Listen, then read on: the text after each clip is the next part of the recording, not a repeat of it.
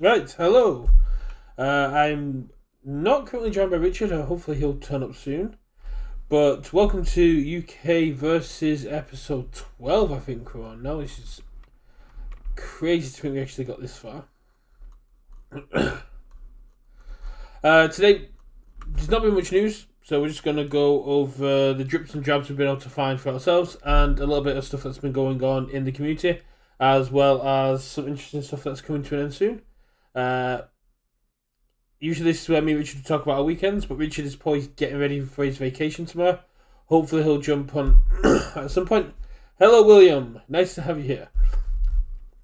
I'm a little bit tired today. I drove out to my brother's wedding on Friday. We had a hell of a time. It was great to see him and Johnny.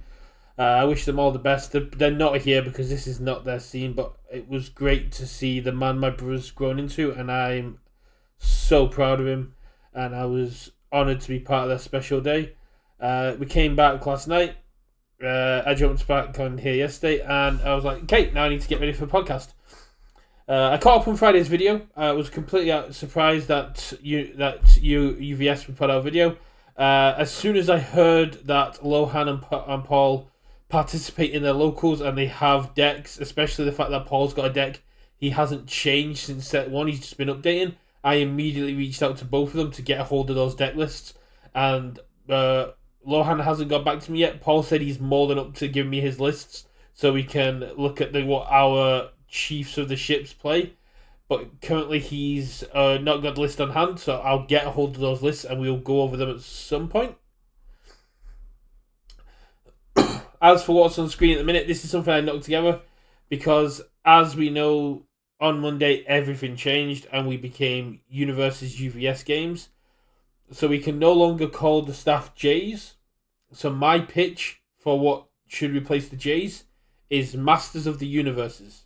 I think that just rolls really well. It's already an established term that most of us know what it is. It's a nice little reference. But it might get us in a little bit of trouble. Seeing as I'm by myself, I'm just going to rant out until Richard gets here. I'm going to move on to a little bit of news, which is going on to a tweet that came from UVS Bill.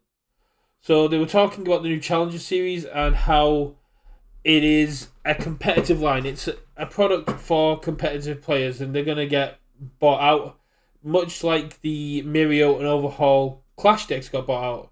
And Jakey Courtesy pointed out that if they want to make a product for beginners, it can't be competitive. It can't have cards in there that the competitive players are going to want, because they're going to buy them all up, they're going to hoard them so they can drive up the price and sell them on. It's not something that is typically been done in this community because we have one of the nicest communities, but it's something we're starting to see more of happen, and that's kind of what we're going to go over today on the podcast, is how set 5's cards are so much more expensive than the set 1 through 4. Maybe not set 1 because set 1 was a bit of a powerhouse, but set 2 through 4. And UVSB responded with a great thing in here going, there's another option for starter products to feature cards specifically designed for new players, not veterans.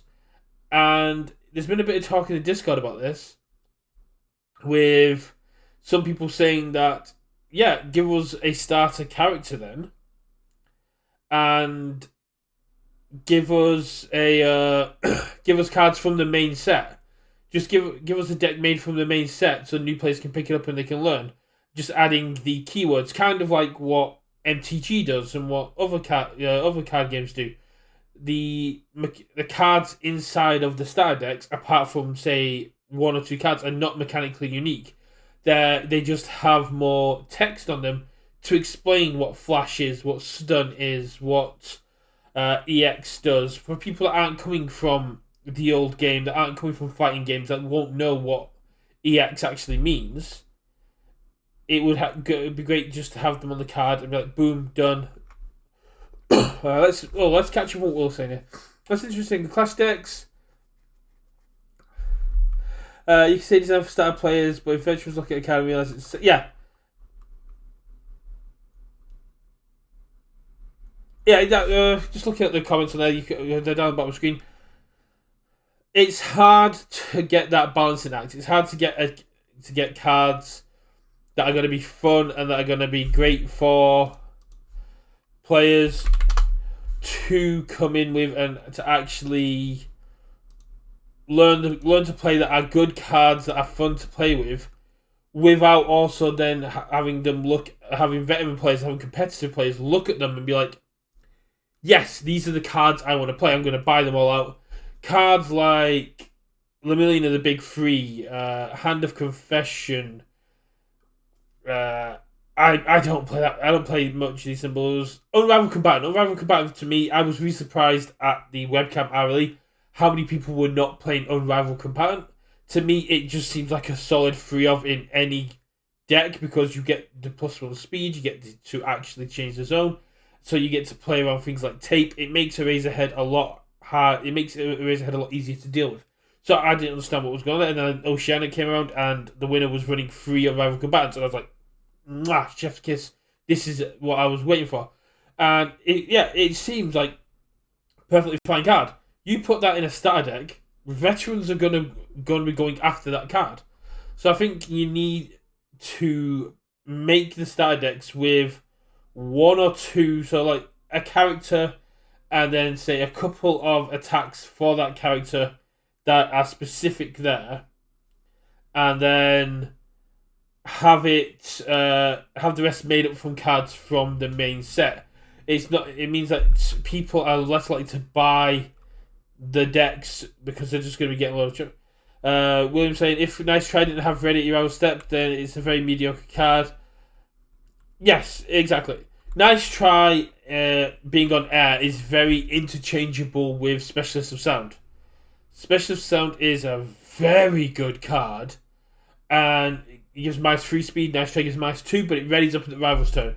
And that's the key thing. That's a card that people are after so much for in XR.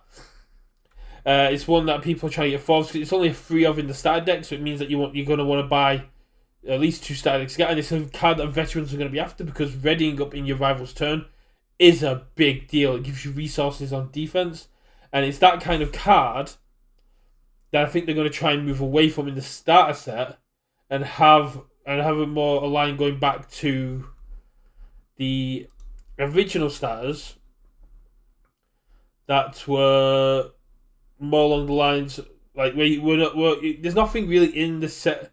Maybe Self-Sacrifice. I'm thinking the set 1 Clash decks. There's nothing like too overly powered that makes you want to go out there and buy them all. There's some really nice cards, but you could they're also classed as part of the main set. Richard appears to be ready. So I'm gonna have to do some jiggery pokery on my camera. Wait one second while I just change it all around. Can you hear me? Yeah, I can hear you, yes.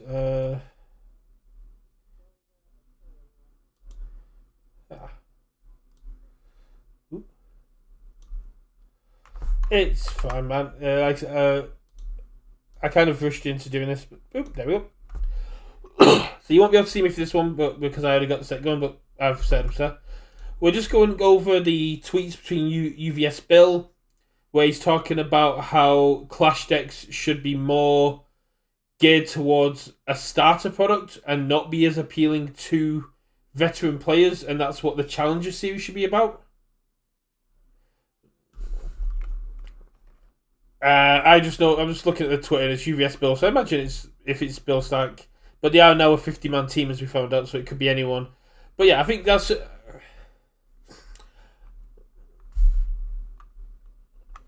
But I do think that's a good option for getting around this. What we've had now with the system of. Oh, they should be able to hear you now. But yeah, that's a good way to get around the system they've now got in place, where like all the overhaul decks, all the mirror decks sold out ridiculously quickly, because one, there was the great appeal of you buy 2 and you've got a playset of everything, which was a really good appeal, and then you got appeal number 2 of there was so many good cards in there. Nice Try, Unrivaled Combatant, Hand of Confession, Experimental Quirks. there was so many powerful cards in that we've seen Not to topping mention events. the characters themselves, Yeah. right? No, Crossfade, can you hear me now, buddy? yeah, they can hear you Uh, now. I just hadn't unmuted you. okay, cool. Yeah, no, I agree. So, like, if you look at something like Magic, obviously they've got these kind of starter products That's that are just yeah. That's what I started off with. You go into yeah, the you go into Magic, and there's a couple of cards that are not in the main set, and then everything else is in the main set. Or you've got yeah. alternate So arts that are in the main set, but you buy the starter set for the yeah, alternate arts. and even the ones that are exclusive, they're not competitively viable, right? They're just beginner stuff. So I think that's a Yeah, totally fine space for us to exist in. Um, but yeah, it is frustrating, and it's like, okay, right, the next set's come out, Mirio and overhaul that, cool. I need to buy two of those each, right? And just even like the characters, you obviously need to get the characters. That's the only way to get Mirio and Overhaul unless you get an XR. So I think making those as a separate onboarding thing, like Bill here is talking about, and then the challenger is more like that. This is our yeah, competitively aligned thing, and maybe those don't have like necessarily mechanically neat stuff. They're kind of like pre-cons with cards on the set with maybe some more arts and stuff. So you don't feel like you're forced to buy them, but they're a good thing to buy.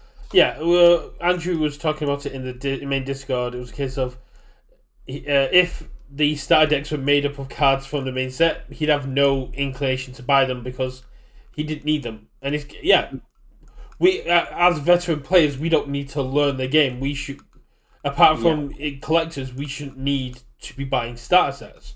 They should be for bringing new players in. yeah, And if you did it with they're all cards from the main set, but the art has been changed for their characters. If we had Mirio and there was some of the Deku cards from Life, from Good. So if you had a practical studies or body rejuvenation, and the art was just swapped out Deku for Mirio, your collectors will yeah. still go after them, but it's more appealing for new players and it's a bit more interesting and gimmick. Whereas competitive players, you'd have them going, "Oh, cool! I now have an art if I want to run this in Mirio or Deku, but I don't have to buy this product to get a hold of these cards." Yeah, and like taking set five for example, like you could have put say the starter, the Clash deck Mirio in the main set, and then have like a Mirio 2 in that Clash deck product that's just basically doing the same thing but nowhere near as good. Like Or you just could just had Mirio. You could put Mirio on the main set and then had an alternate art Mirio in there. yeah, yeah, you could do an alternate art version, So but like yeah, for just Mirio versus Overhaul, you have him in his Lemillion suit, but for Mirio in the main set, it's just him in his school uniform. So the yeah, players yeah, that like I say, want, you yeah, could do an alternate art or just almost like a powered down starter basic version, right?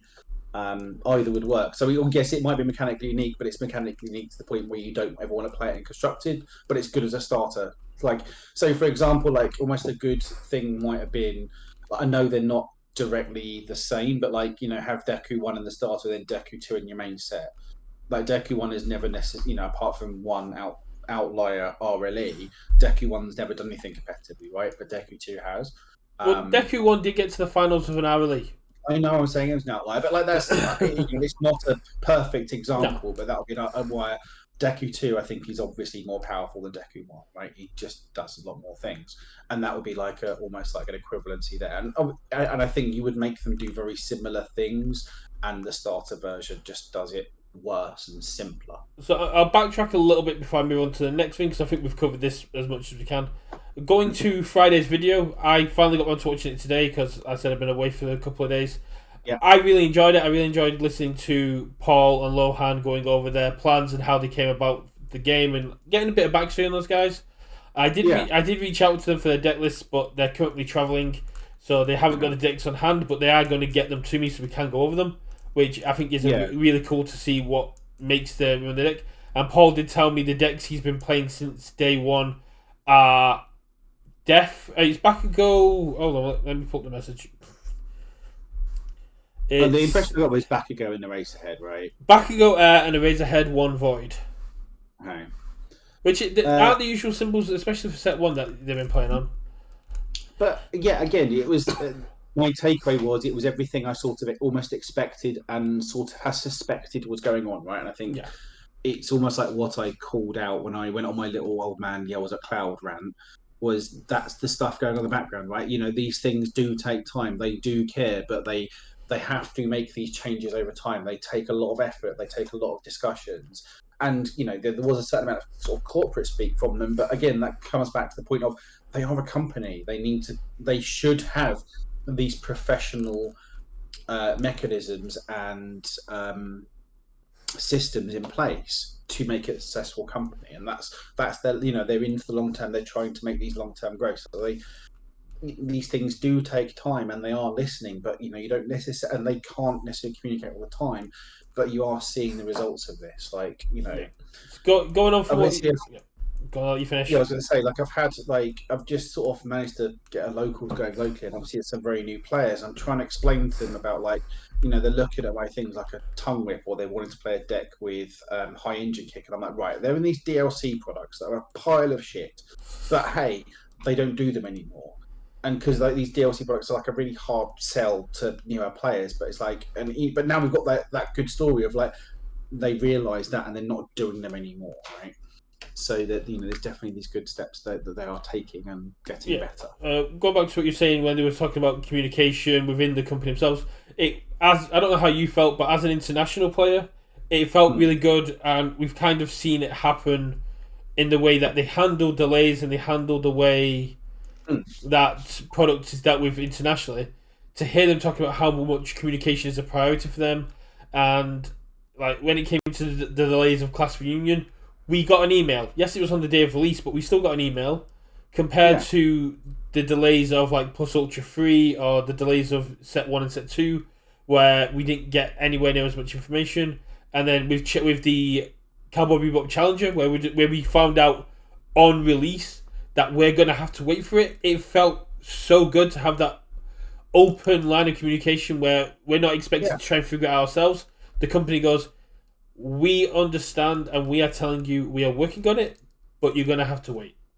And yeah. just And that's all people should need, right? And it's just we're going to tell you as much as we can tell you, and you just need to understand that we can only tell you stuff when we can tell you, and we can't give you hints and but if buts and maybes because it always backfires. yeah. And so that I think that's fine. I after hearing Lohan got started in Yu-Gi-Oh, I've also asked him if he was a Blue Eyes or a Dark Magician fan because that's a Mhm. very important question. Is it? Yeah. I don't know. I don't know UKO. you, It's honestly, it's all well, nonsense you're to gonna have to add it to your list of anime to watch now. So me. I'm gonna bamboozle Richard a little bit here with a new thing, but tomorrow is the end of the NRLM CDC2 Electric Boogaloo. For those who are not aware that what it is, this is a custom card competition that is run by Definitely Not a Bot, aka Nicholas Reagan, where they give away pretty much all their surplus XRs that aren't characters to people for just designing cards. Let me. I can't pull up the thing, but there's separate categories: best card, best action, best set, best DLC. It is limited now to a certain amount of cards, thanks to what is called the Sam Tate rule, because I believe Sam Tate last year put in a kit for every single of the 151 original Pokemon. Right. So Sam, That is someone with too much time on their hands. so we now have the Sam Tate rule, and I'm hoping after this week's MMM, we also get another Sam Tate rule because he won cash without finishing a single round fully because he No, he was didn't. He lost to Travis in the last round. no they drew. They drew. He went 2-0-1. Not for no, the not as far as the results I saw. As far Travis won. as far as I know, we're No, on his they can't have Discord. draws. What? They can't have draws. That was the whole point. There isn't a draw. I don't know, but basically he was playing Nejire, and the Yeah, time rules state that whoever's lost the least amount of health wins on time, and yeah. Nejire's maximum health keeps going down. So No, they changed that ruling, and the same with Fat Gum. They look at whatever your starting health was at the beginning of the game. They no, ruled they that no matter ruled it. no, that's why he was winning games.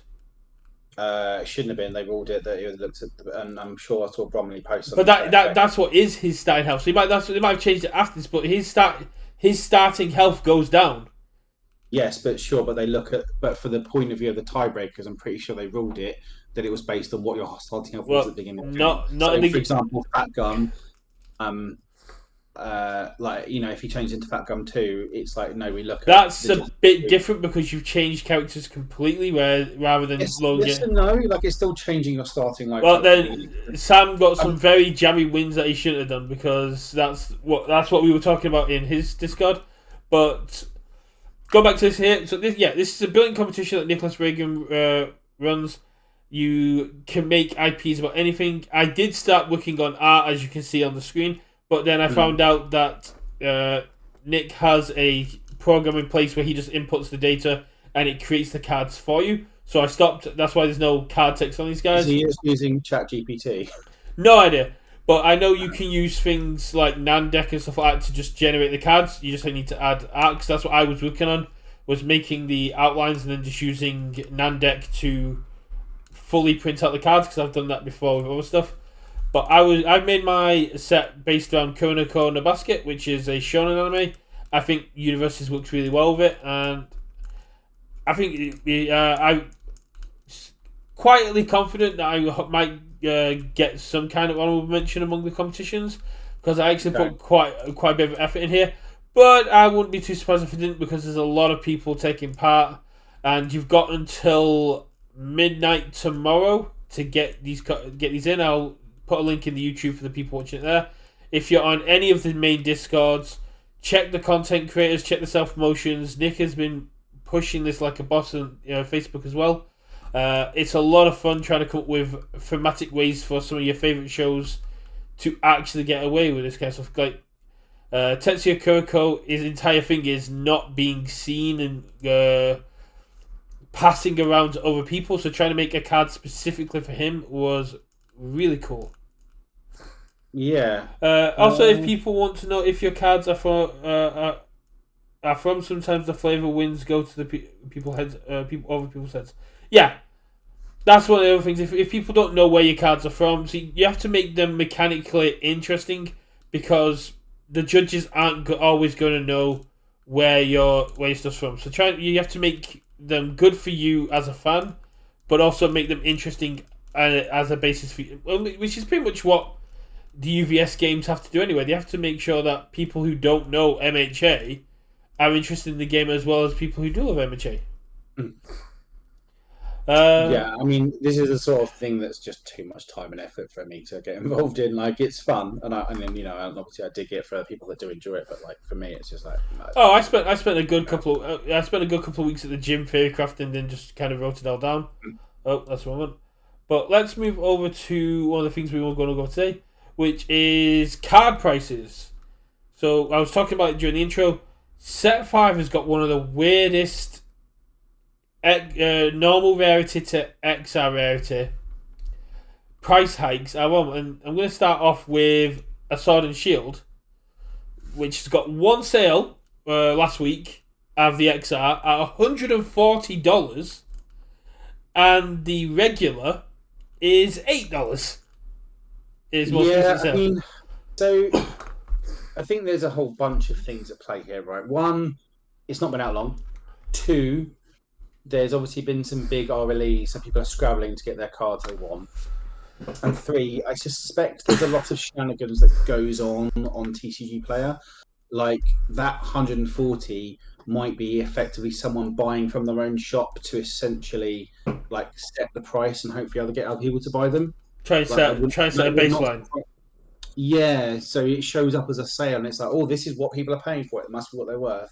Yeah, Um, and essentially, it's almost like cheating the system, and it's like you just like I'm paying myself money, and you pay effectively yeah, whatever the fee is to get a shown sale at that money. Or someone was just like, I really want to play a Spirit Shield. I really need an XR. I don't care about the money. With more money in the sense, and just buy it, right? Um, I don't know, but like, yeah, I think a lot of it is driven by scarcity and just newness of the set, and yeah, people scrabbling to get them for like whether that's the Well, online RLE another or example of that's the that James Bond. is Phantom Charge. Phantom Charge is a on its starter set is like just under $1, maybe $2, and then the sale prices from a week ago are 85, 90, Is that the one that I $125. traded to you? Is That's that that's the one you gave to me, yeah. okay? I mean, it clearly is not worth No, this much money. No, I no. can't. No one is buying it at that much money. When we did the trade, I asked Apple, who is the Mm. Mirio, and he said that he got hold of his playset for $8 a piece. Yeah, like that's. I think that's the sort of value That I yeah, include it in our trade, right? And that's like where it no, should be. Like these are yeah. obviously fake prices. There's no one buying this card at $90. As Andrew put it, No one. it's an unplayable free, and he does not understand why or how it has gotten to these prices, which is understandable. Which is really understandable because it is an absolutely insane price, and no one is going to pay that. No, But like looking at prices people will pay is Nedry. Nedry, yeah, character is a standard 30, 50 cents. And then you look at yeah. the XR. Again, I think that's almost one where I maybe undervalued it in our trade, and I'm like, okay, maybe whatever it was at the time is too high, and we underplayed it, and actually, it's kind of seems to be holding that. So Yeah, he's definitely I don't holding know. I that. don't know what it is about the X, whether the character XR is just a bit rarer, or there's just certain ones that are Well, specifically. I've been tracking Chronostasis Trigger, and it's gone up to like 35 since our trade. So Yeah, you got a good so deal on like that. it probably like evened Even itself out. Or yeah, whatever, he's currently like 40, I 45. mean, fundamentally, the numbers don't matter. I think we were both happy with our Yeah, sides yeah. of the trade. So. I just feel really bad because I traded this for my friend Rob, Hmm. and last Thursday he had his bag stolen, and Yeah, he lost his XR Midnight. He lost his promo Midnight. He lost all of his Nedry deck. He lost his XR Nedry. He lost all of the XR cards he put into that. He lost everything that's in there. Where me and the DMS guys are going to try and help him rebuild it. But getting hold of an XR Nedry is going to be really hard a second time because people are after yeah, these. They're really, really yeah. good. Yeah, and as Cross says, like XR characters, like for me, like they're the only ones I actually have tried to maybe pick up the 1 or 2 years. XR characters are the ones I played. So like I've got an XR Tokiyami, for example. Obviously I picked up an XR Dinky for the boy, and Yeah. um, uh, like I would get an XR Giro for my thing, but obviously got the shiny HLC one, so I don't care about that. And so I don't really XR decks. I do like having XR characters. Uh, As Will points out, XR characters are something you always want to get hold of because that's the main thing you're looking at. Same with foundations. I'm more worried about XR foundations than I am worried about XR attacks because attacks are there for a turn. yeah, Foundations are there for unless they get destroyed, are there for the game. but yeah, I don't tend to XR decks. I think actually maybe this stupid Storm Giro one, I might actually be trying to XR it a bit because I love it so much. And if you're interested in that, go watch the other video on our channel. Yeah. Hopefully, and I think a lot of people have viewed that one, but people hopefully enjoyed it. Amajiti's one that gets me is it's a 40. It is like $39, He's a popular $40. character, right? Yeah, $39, $40, 20 cents on there. Oh, that's not what I said. I said that you always get to see them during the match because they start in play. Yeah. Okay. Yeah, like I say, XR characters are the ones that I will do more than anything else just Yeah, because they're the ones that always it's just fun, see right? player. But yeah, Right. like Sun Eater is very popular, right? So it doesn't make so it sort of makes sense. It keeps around the same level as Nejire, and he's obviously very good, He's right? very So relatable. The character of Sunny is very relatable to a lot of introverted gamers. yeah, Moving on to a different kind of one is the repeated 100% smash, body. I which hate the fact that I've only owned 2 of these. for me it's the fact that the XRs are only a maximum of $10 more. See, these feel like real prices, and like I could see the XR going up and be a little bit more. But it's one of those. yeah, I think it's one of those. I don't necessarily care what version I will get. I just want the card to play 4 of them.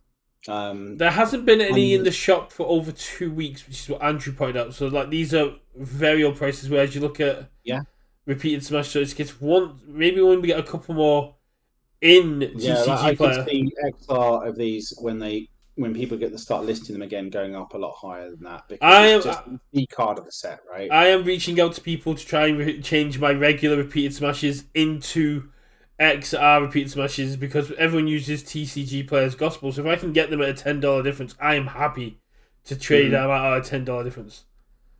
Yeah, I'm trying to game the system a little bit there, but like, I could easily see the XRSRs going for 3 figures, it's like in an really actual 3 figures. it's really But weird though, rather than the fake one, because this card hasn't actually seen competitive play yet. But it's the most expensive. no, it's weird, like because everyone sort of almost knows how good it is, right? It's obviously very good. Yeah. But I don't. But I think it's one of those ones of everyone knows it's going to get broken at some point. Everyone knows it's going to be, and yeah, and that's also part of it. Cross is like people don't have their 4 offs to play their void eraser heads with this or whatever. It is something we heard Void Levi Midnight and other people talking about during streams. Dekus. Yeah. During the streams, we've heard Levi and all the other commentators saying that basically someone is going to break this. It was in the void eraser head. No, because that topped. Okay. It was, yes. Yeah, I think I don't. Again, I don't think it was 4 copies though, right? I think it was probably a couple, and they might have played 4 if they owned 4. Like we don't know. But yeah, I played a deck that I went at because I've only got 2 at the minute. A third one should be showing up, and I should have a 4th one secured. But I played a deck that had 2 copies, and when I saw this, it just absolutely dominated the board. And even when I checked it on like a rewind throttle, I'd go, if you block this, I pick up the card that on top of my discard. And people, yeah, I'm taking 4. You're not picking that card back up. Yeah, it ain't happening. It's like yeah, it's all crazy in Midnight because it does definitely have 4 keywords, doesn't it? Yeah. I think last Monday I got it as my first attack. I got it to an 11 high for 6 because Gotcha is also got void. Yeah. So yeah, it was absolutely nuts because you respond with easily excited, so it gains that 5th keyword, it gets that extra speed. You commit Gotcha, it gets another speed +5 and then +5 speed. And 11 high for 6 as your first attack is probably not getting blocked.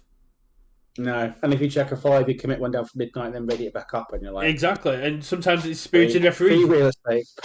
It is, yeah. That's Midnight is the only character I feel really good playing this as my first attack because no matter what, it's an 8.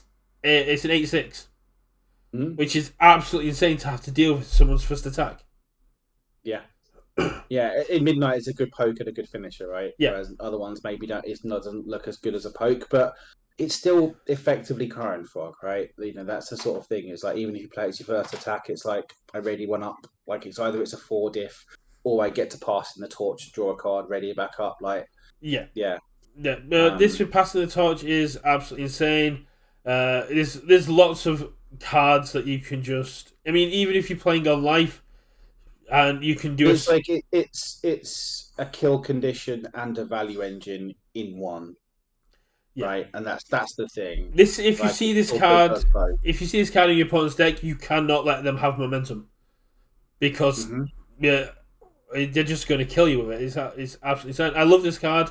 I don't, and I was complaining in the group chat. I don't go after meta decks. I don't go after meta cards. But after playing with this card, I'm addicted to how good this card is, and both me and Greg were fighting to try and get a 4th copy off my friend Carlos, and then Carlos made the mistake of playing a game with the card in his deck.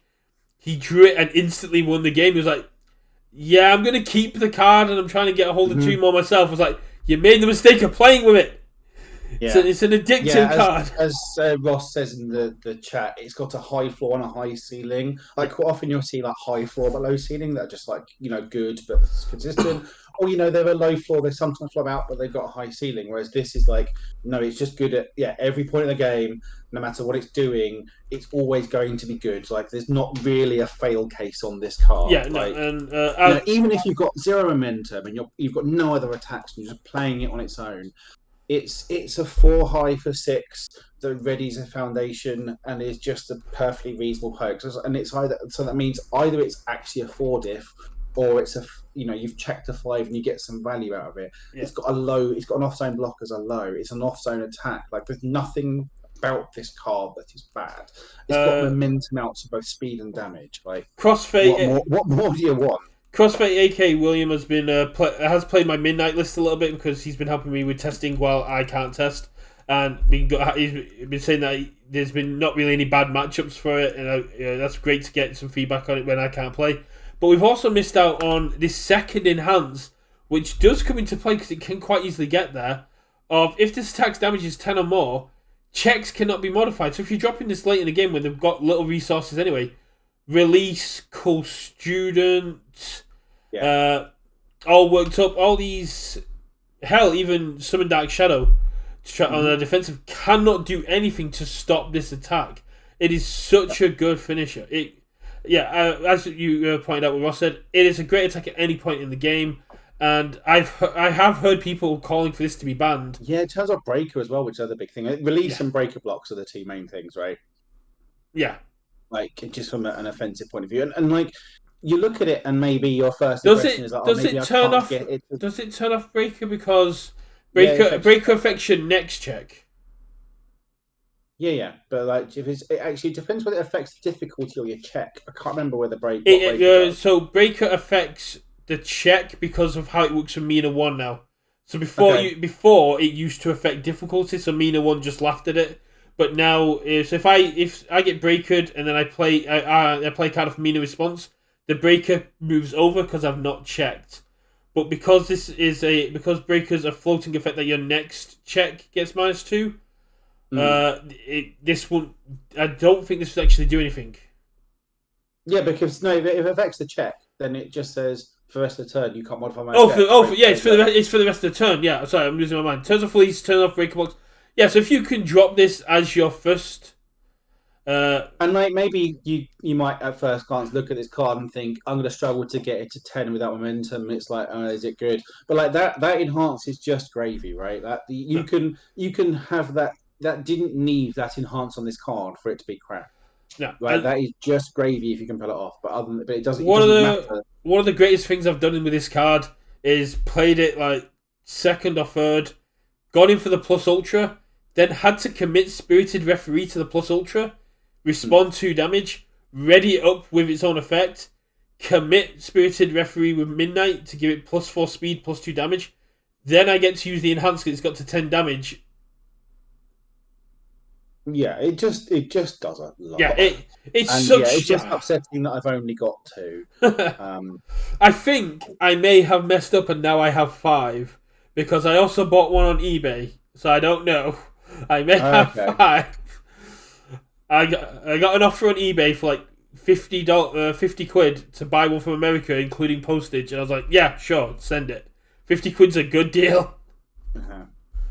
But yeah, it feels like a card that isn't necessarily going to go down in price. And yeah, I don't think it's going to. I mean, unless it gets to the point where it's like, yeah, our top 8 competitors are all playing 4 copies, in which case, yeah, I can see a ban, then it's not going to get banned.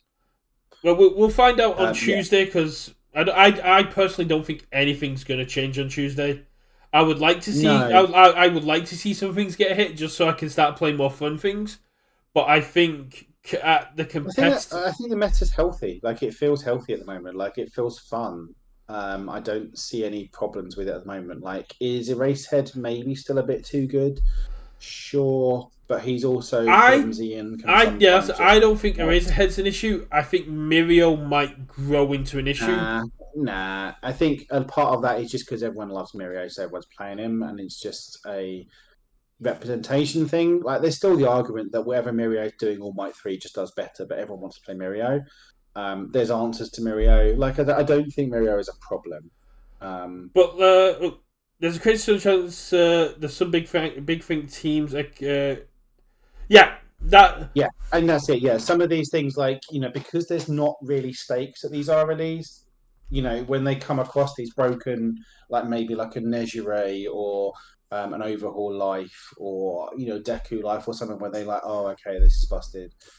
Maybe they don't play it at these big tournaments, like Ross has said, because they're like, okay, we want to, because the nationals is the stakes go from 0 to 1 million, yeah right? So, especially in or E- possibly 0 to 125,000. We don't know. especially in Yeah, life Oceania drop, and like EU, because in Oceania mm, EU we've got a lot less seats yeah, than America has. But yeah, that's what I was thinking. I was honestly thinking about keeping Midnight under wraps, but I don't want to drive 4 hours to play a deck that's not my best. So my head's just yeah, like I'm gonna keep testing, and if Midnight continues to be my best performing, I want to put it out there. But I also want to kind of show off that there are characters that are being underrepresented. I picked Midnight in the draft. I thought Midnight Void was going to be a huge thing. Nobody seems to be playing it, so I'm like, yeah, I'm going in. I'm going in on Midnight Void. again, it might be, and people are just like, actually, this is really good. Let's Yeah, not play this one. Right? Again, they might be just keeping the cards close to the chest a with little how bit. close nationals are, I mean, I've got a couple of decks that I think are better than Midnight, but I am nowhere near having any of the cards I need for them. So it's a case of if I can get hold of them. But in case what I can actually get hold of in time for the RLE, I think Midnight's my best option. But speaking of overpowered cards that are really cool, Rejuvenating Smash has got a hell of a price hike as well. Mm-hmm. The base price for Rejuvenating is 28. On some singles websites, it's now up to like 30, 35. Greg managed to get these off me at 25 quid a piece, which would put including postage, so I massively undercharged him. But the XRs are selling for upwards of like $80 now. Yeah, again, it's a very nice looking XR. It's the best you are in the set, probably. Um, it's just very good, right? And It's actually, a like, beautiful XR. so this evening I played locals. So we've just started a new one in my hometown. We get one going, and actually, where I used to do it in Eastbourne, there was just me and the boy, and it was really depressing. There were 5 of us this evening, which is really good. Yeah. The other 3 are all very new players. And one of the guys, he was playing Magni actually, which actually he was really cool. Ooh. But because he's new, just playing unsleeved. And then he's like, "Oh, this is my Deku 4 deck that I've kind of put together with some stuff I've got. Try and have a look." I'm Oh just skimming through no. it. There's a Rejuve smash in there, and he's Oh talking about no. sleeves. I'm like, "Buddy, this is like 30 quid. You need to sleeve this." Yeah. Um, but At yeah, least it actually, wasn't that an Rejuve was really XR. cool.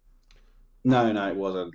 Although he was playing in his Magni deck an unsleeved XR Funny Punch. That's yeah. I've got an XR Rejuvenating Smash. I can confirm it's absolutely gorgeous. It Yeah. I can't believe yet how high this is going, but like you're saying, it is one of the best URs in the game. It has the draw a card mechanic, which yeah, just great, and it's a heal. Yeah. Works offensively and defensively. It's just absolutely beautiful. Mm-hmm. I've got a couple more. I've got like just a few examples. You've got like Calorie Counter, which is a $4 in its most previous sale, which was yesterday, and then it was a 40, but it's gone up to like 30 now in the XR. Again, it's just like a very playable Yeah, rare, it's an and it's absolutely like, decent. actually, no, I want to pimp it out, and it's like, well, there's not as many of these, so it's just pricey because it's Hey, very like, again, even however good Calorie Counter is, and it is very good, and however much play it's seeing, it's still a rare, so it's not going to take that much money. Haymaker's one that caught me off guard, being like a 70 cents rare that initially sold for $50, now down to around what was that $20? Again, that might have been initial sales of people just wanting to get their copies, Yeah, or they were fake sales because like, again you can never tell from like who's buying these. Are these fake sales people trying to inflate their prices? Are they real sales? And I think you need to see proper consistent sales at that price. Like I think the 16.99, that's probably more, maybe even still a little bit too yeah. high, but That's more what I a was gonna realistic say. price, That's right? still quite high. I don't. I know there's been a couple of fire decks and a couple of rapid decks that have almost cut these events, so we haven't been able to have a look at their lists. Hmm. But I didn't know if Rapper was that big of a deal, really. No, I mean Rapper's cool. Yeah. Like he's very good. I don't know if he's like top tier, but like if Zane's playing him at an R league, then there must be something there because that guy's pretty cracked. Yeah. And then we got Schoolyard Smackdown, the Mario card, which is a $2 rare in sales, and XR is again approaching with regular sales. It keeps going up. Again, I don't know how real these sales are because they're all from like the 10th and 15th. Again, but again, it might be people that just don't care about the money side of it and they just want their shinies. This might be Michael McEwen buying all of them. Who knows? I think he's been. He's got 2 on hold with me. So, but he has just bought his first Chrome one. Oh, he bought a Chrome. Yeah, well, he got a hell of a deal on a Chrome. I don't know if Michael has an issue with me saying on stream, but he. Let's not say it, just in case. But yeah, that's right. He got a hell of a deal. He thought Michael told me, but he forgot that it was a public post in the Australian Discord because I'm everywhere.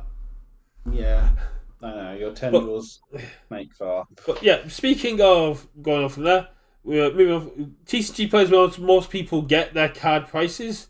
Yeah. But and as the title of the episode, where the EU players get their cards, and there's I put right around got some of the logos. So Legendary Wolf Games Rochester used to be where a lot of us gone from, but they stopped their EU distribution. I know you can still use mail forwarding services. That's what Macapple does. He builds up a big order and then sends them over. I know some people have relatives out there. You can get them dealt with from TCG Player. Yeah, I think there's very few people on TCG Player that actually deliver, right? Yeah, but yeah, and they're always it's always about twice the price of the card on there. Mountbatten is probably the biggest name in the EU, the UK lines to get hold of cards, but I don't think they're selling any more apart from the stocks they already have. I don't think they haven't updated for set 5, which is a really big shame. They only got one lot of set 4, and once the big cards were gone, they never really restocked. It's a real big shame. I do hope I know they've been having some issues personally and financially, and I do hope they do recover because they're great. They are great service. You've got the UA Rejects, which is the bearded trader come back from the old UFS days. One of the Scottish players, is it? I'm not sure, but I know that he's a long time kind of UKVersus guy. Great set 5 set up there. Sealed product, class reunion. No set 4 yet, but they've got the tab up, so hopefully they're working on it. So that's absolutely great to see because moving on to like Big Orbit Games, they also buy the cards, which is really cool because that's why they've been able to keep restocking. Big Orbit is personally, I don't know if you've heard them. It feels like a swing and a miss sometimes when you go on there because you can get. I think they were selling like rejuvenating smashes like £5 a piece, and like the Sheffield boys went and bought them all. Yeah, I mean it's one of those ones where that I think they just do a big stock on the new set, and then everyone just kind of picks the bones and gets everything, and then maybe they might restock every so often. But it's like they'll do a big opening on set release, and then maybe trickle a bit in afterwards. They do update, but they've managed to get hold of some of the RLE promos from last year, and I think someone's been selling them stuff on there. The biggest one is Facebook going on to the international sales, going to the Australian sales, going to the UK sales. The Australian ones even have stores that advertise through an auction group. So they'll put up some pictures and they'll go, okay, 24-hour auctions. So you've got 24 from the of posting. You put your number in the comments. Highest number at the end of the time wins. That's it. Okay. Which I think is really cool. I think that's really cool. I would like to see something along here. The main issue is I do feel we'd get some trolling if you're like, oh, Richard wants this card. I'm just going to buy it instead. Mm-hmm. But that seems a very weird and odd way of doing things. I mean, like the whole singles in the UK has been a problem that I've run into. Like, especially, again, with these newer players, like certainly one of them is not, he doesn't like cracking packs. That's He right. just like I want to if I want to build a deck, I just want to buy the singles I need to build that deck, and I'm like, well, you're gonna struggle. um, because there isn't like we've got these ones and they've got a certain amount of stocks, but like if you want like singles from set one, like good luck, Well, buddy. this is what I was going to get you onto here, and this is it's one I mentioned in the group chat a little bit. It's one I mentioned a fair bit. It's one that Team DMS got me onto. It's the second to last one I want to talk about. It's Card Trader. For those of us who have played other card games like Magic, Yu-Gi-Oh, Dragon Ball, DBS, we know Card Market. Card Trader is along the same lines. It is person-to-person sales, but it's the entirety of Europe. So Mountbatten gets. I've bought from Mountbatten through Card Trader. I know other people have bought from Spain, from Italy, from France. You go on there, you search your card, and they've got a system there which is called Card Trader Zero, where you can, if the seller is up for it, they can send all of the cards that you've ordered on Card Trader to their main warehouse. They'll then be organised into one package and sent to you to cut down on how much you're paying on shipping, which is really cool. And it's all international, and it's all set 1, set 2, and set 3 cards exclusively at the moment. There's no set 4, there's no set 5. You can get XRs on there, but it's all seller values it. So there's like an XR Dabby on there for $30, which not 30 euros, which no one's going to pay. But I got 3 XR requesting assistances at £8 a piece, which is a very good deal. My friend Rob got a XR Jolt for €3, which is a really good deal. So if you have got new locals, if you've got people trying to get a hold of these older cards, which, like from the DLCs, which people may not have as much of in the area, it's a great place to go. Talk about sellers. That's my expertise. Yes, we were just talking about Rochester and TCG I would love to basically fling all of my business at Rochester, right, for singles. But I guess I think they've just been burned a lot in the past from mailing abroad and people kind of maybe being a bit like, oh, I never arrived. Sorry. Well, yeah, it has happened. I think Apple sent me a picture of a envelope which was just opened and the cards were just gone, and it had a letter saying like, sorry, this has happened. Hopefully you can get your money back. And it's like, okay, cool. And then you've also got customs on top of that, and it's very expensive to post. So I can understand. I think it just became more than it was worth to them, and I get that. Like, the one that happened. It was a UK trader. Oof. Yeah, but I like Sean obviously is very, very supportive of the community, and he'd obviously love to be able to sell to as many people as possible because he's a business owner, right? So in order for him to turn and say, look, I can't do this anymore, then he must have had too many problems in terms of things going wrong and having to claim on insurances and stuff. And at a certain point, it becomes, I'm not making enough money for this to be worth it for all the risk that's involved.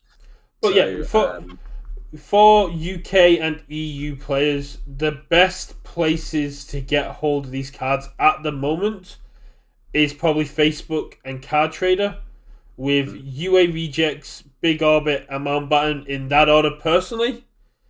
Mainly because UA Rejects are new and shiny. They're trying to get their reputation back against beer traders, and they're getting nice stock in. Mountbatten are having a big series of personal and financial issues, so we haven't even seen set 5 for those guys yet. Big Orbit, I haven't done an update in a while.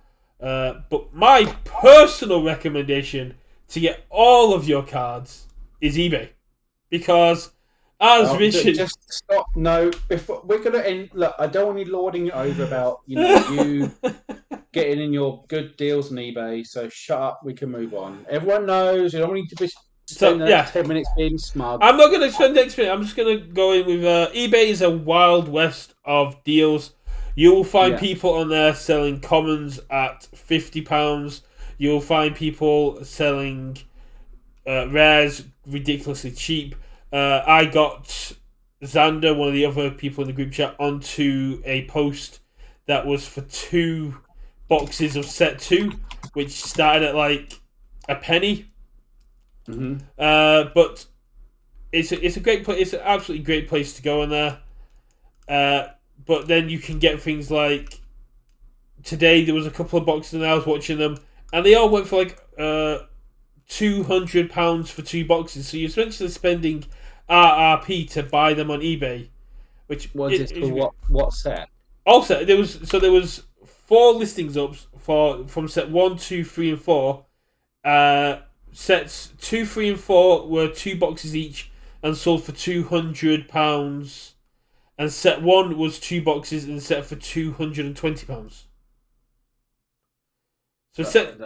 I don't understand. Like, you could just get it from a retailer. Yes, like, they could order it from Asmodee, and the moment it goes over like £70 for a box, like I can just order this from a store.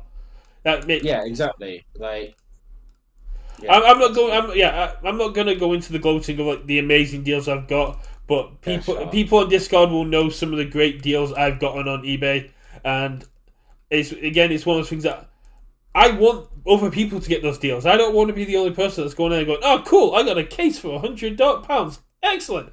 I want other people to have those stories.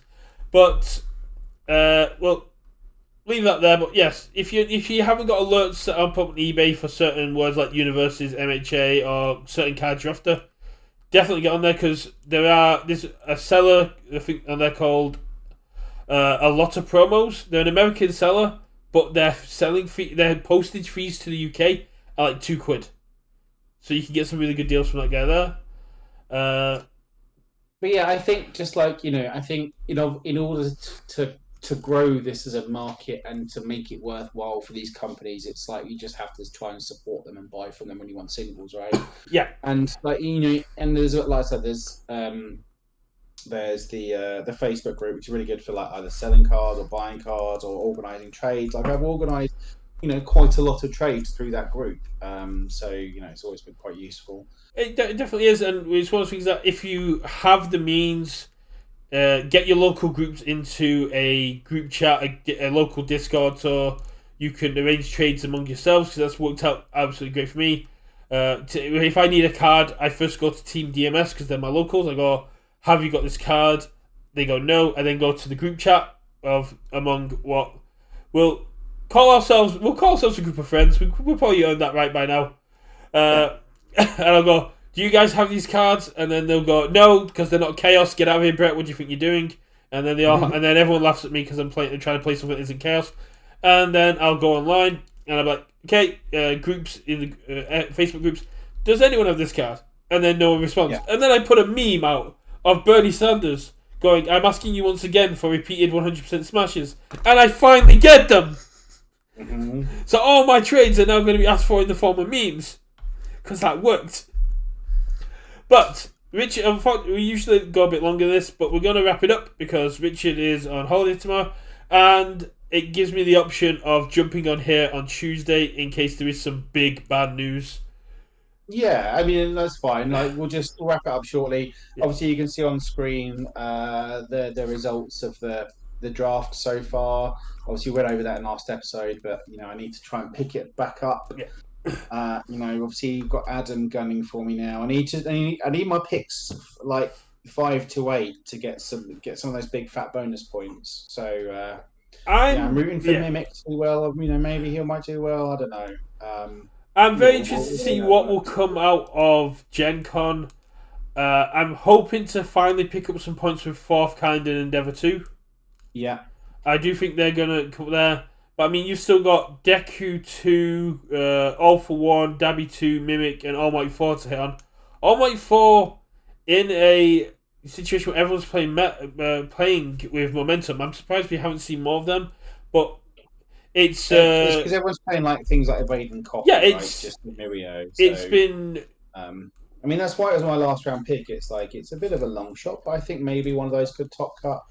Also, the two events that might not want to play it, but also the two events that have happened have been the webcam meta, where you have to pick decks that are a bit more easy for you and your opponent to understand, because you don't want to be playing for too long.